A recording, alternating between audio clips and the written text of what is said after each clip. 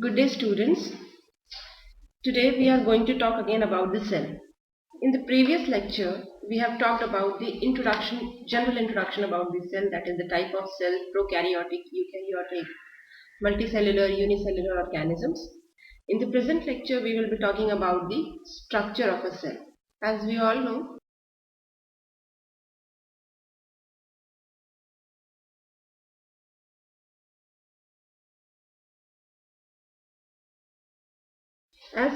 that the structure of a cell as well as its composition is studied in the branch of cytology. So before going into the details, firstly, structurally a cell can be divided into three main parts. That is, we take a cell mainly with reference to the eukaryotic cell. A eukaryotic cell can be broadly divided into three parts. And what are these three parts? First, the outermost covering of the cell, which comprises of the cell membrane as well as the cell wall if present. So, cell membrane and cell wall if present. It is not necessary that all the cells contain a cell wall. So I write if present below cell wall. Now, what's the next part of a cell? The next part of the cell is the nucleus.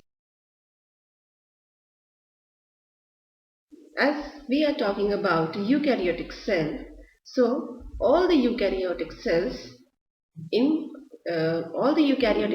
consist of a central organelle, that is, all the eukaryotic cells consist of a nucleus, well-defined nucleus, therefore they are called as eukaryotic.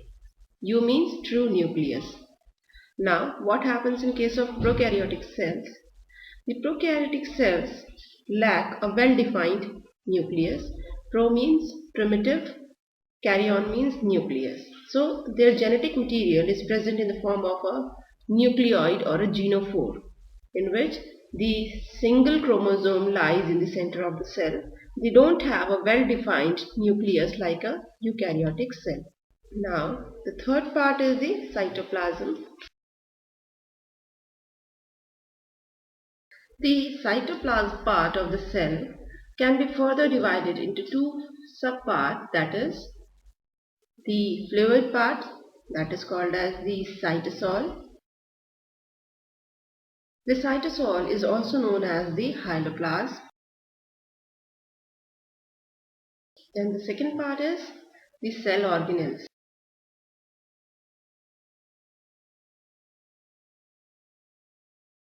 The cell organelles can be defined as the living part of the cells which have a definite shape, structure as well as function. And the example of a cell organelle is, as you all know, mitochondria, chloroplast. All these are the examples of cell organelles. So we will start with the first part of the cell, that is the cell membrane. Remember again, we are talking about the structure of a cell, that is a eukaryotic cell. So let's start with the first part, that is cell membrane.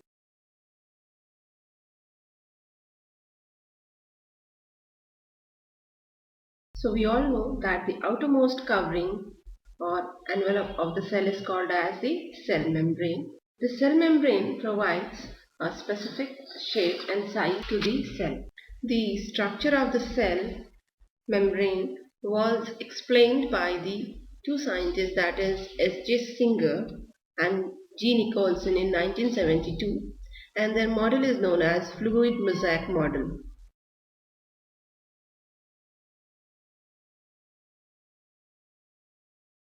This is the most accepted model about the cell membrane.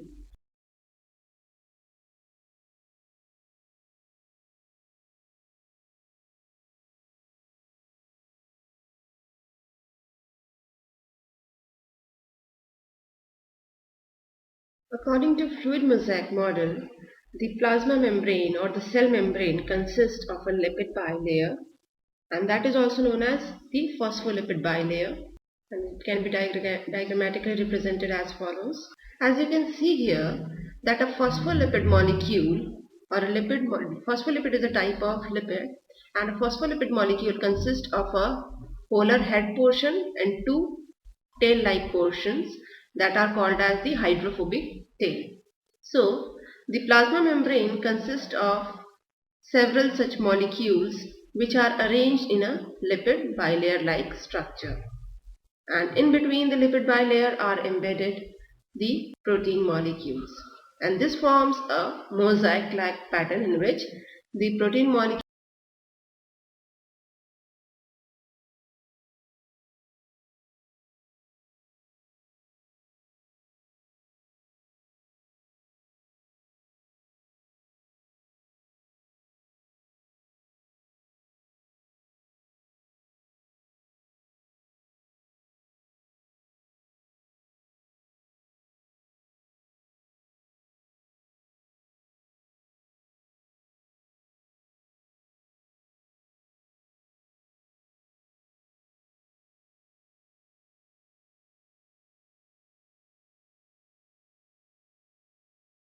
this diagram of a lipid bilayer or a plasma membrane or a cell membrane.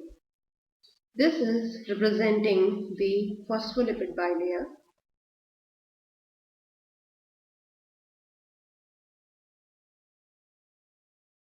As I have said that the proteins are embedded in the phospholipid bilayer of the membrane, and these proteins can be broadly divided into two categories. The proteins which are embedded inside the phospholipid bilayer are called as the integral proteins, and it is quite difficult to extract these integral proteins. These are also known as the intrinsic proteins. Whereas the other types of proteins which are quite easier to extract from the plasma membrane are the extrinsic proteins or the peripheral proteins.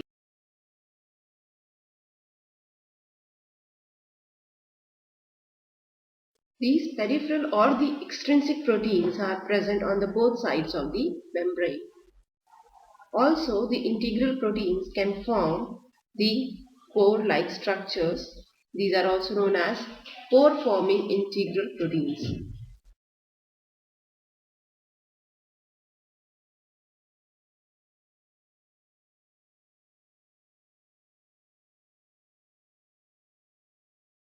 Also, embedded in between the phospholipid molecules are present the cholesterol molecules.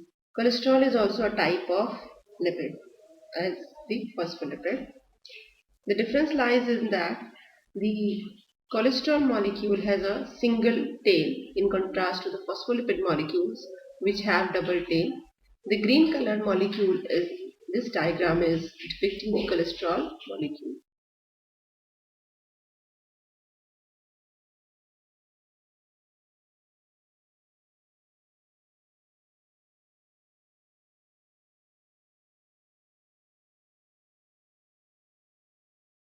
Besides these structures, the carbohydrate molecules are also found attached to the components of the membranes. If the carbohydrate molecules are attached to the phospholipid molecule, then they are known as the glycolipid, as shown over here. And if the carbohydrate molecules are attached to the extrinsic protein molecule, then they are known as the glycoproteins.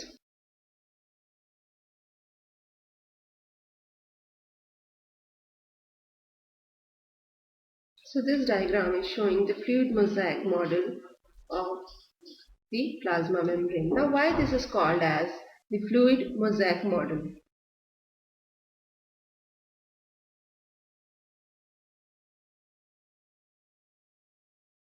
As we can clearly see in this diagram that the phospholipid molecule which forms the bilayer provides the fluidity to the membrane, and the proteins embedded in this lipid bilayer form a mosaic-like pattern. As we can see that the carbohydrate molecules are attached to the phospholipid as well as the protein entities, and these carbohydrate part that is bound to the membrane components makes up the cell coat or the gliocalyx in the animal cells.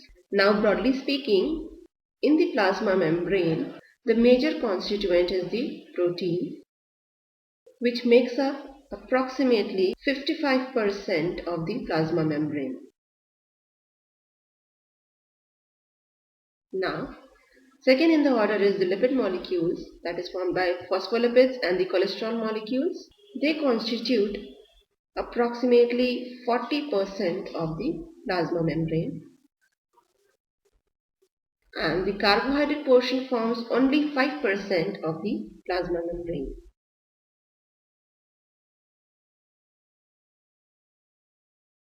Now, if we talk about the functions of the plasma membrane, as we all know, the plasma membrane forms a limiting membrane or a bounding membrane around the cell, which gives it a specific shape and size. Besides that, the plasma membrane acts as a differentially permeable membrane or a barrier, and this helps in the transportation of molecules inside and outside the cell. So we can say the plasma membrane checks the entry and exit of the molecules inside and outside.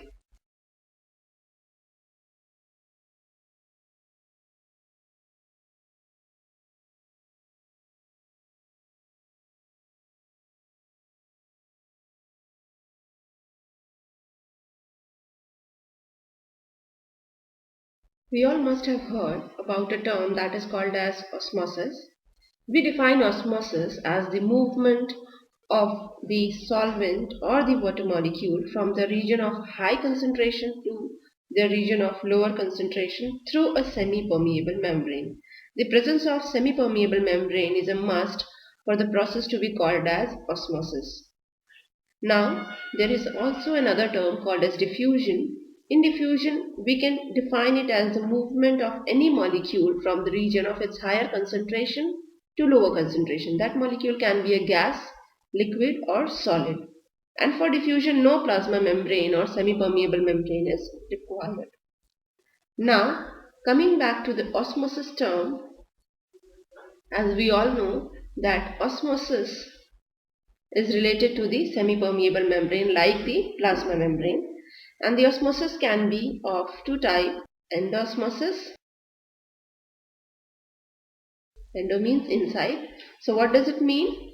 In endoosmosis, the movement of solvent or the water takes place inside the cell. That is, the water moves from the external environment to inside the cell. And the other term is exosmosis, which is just the reverse of the endosmosis process, during which the solvent or the water molecule moves from the cell, inside the cell, to the outside, that is in reverse order. That is, the water moves from the internal inside of the cell to the outside of the cell, that is external environment. Now, after discussing the cell membrane, the next cell membrane is also known as the plasma membrane, and as we all know, it is a bilipid layer. Now, the second part of the cell or the second structure which need to be discussed is the cell wall. Now, the second structure after the cell membrane to be discussed is the cell wall. Okay, so it should be remembered or it should be kept in mind that all the cells, all the eukaryotic cells do not contain cell wall. Like animal cells lack the cell wall, whereas the plant cell contain a cell. So, in plant cells, also in fungi and bacteria, the outermost covering can be called as the cell wall. Cell wall is also present in the bacteria, fungi also.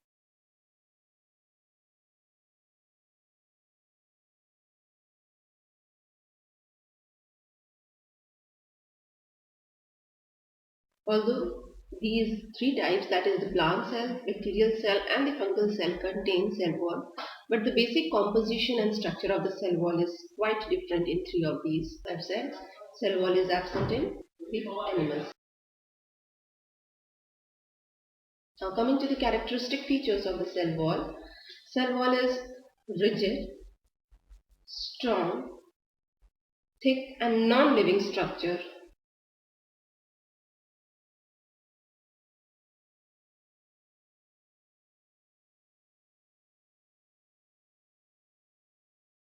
whereas the cell membrane or the plasma membrane is a living structure. It can be considered as a living structure. Also, the cell wall is completely permeable. What does this word mean? Permeable means that the cell wall allows the entry of all the type of solvent as well as solute molecules across itself. Whereas the plasma membrane is a selectively or differential permeable membrane which allows the exit or entry of only selected molecules or solute molecules and the water molecules. There is also some term that is called as impermeable. Impermeable membrane is one such membrane which does not allow the entry or exit of any of the molecule, be it solute or solvent, across itself. And the example include the cutinized or the lignified cell wall. If we talk about a plant cell, in a plant cell the cell wall is made up of cellulose.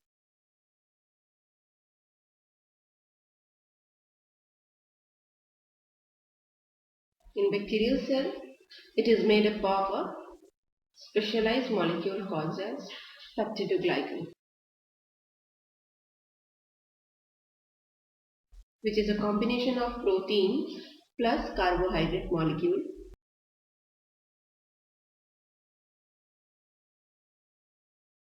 And in case of the fungal cell, it is made up of chitin. Chitin is also a polymer like cellulose made up of the carbohydrate or sugar molecules, that is called as N-acetyl glucosamine. Now the functions. Firstly, the cell wall provides a definite shape to the cell. Also, it provides strength to the cell, and since it is permeable, so it allows entry of molecules of different size.